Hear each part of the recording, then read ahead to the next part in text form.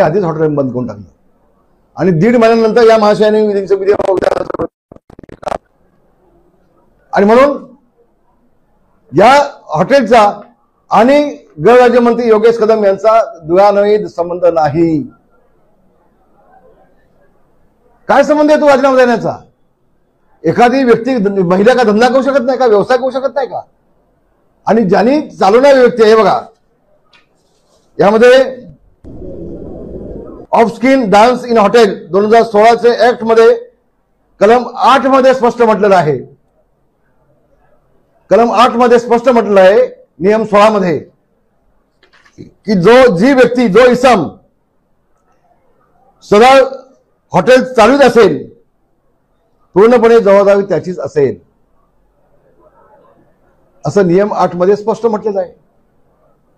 आणि हे महाशय हे दारूचा ऍक्ट सांगतायत, ते मुंबई ऍक्ट सांगतायत, ते महाशय दिशाभूल करतायत आपल्या सगळ्यांची. आणि म्हणून मी आपल्याला एवढंच सांगेन की पुन्हा पुन्हा पुन्हा पुन्हा ते विषय येत आहेत. तुम्ही लायसन्स जमा केले, लायसन्स जमा केले. आम्ही जमा केलेले पहिल्या पत्रकार परिषदेमध्ये मी सांगितलं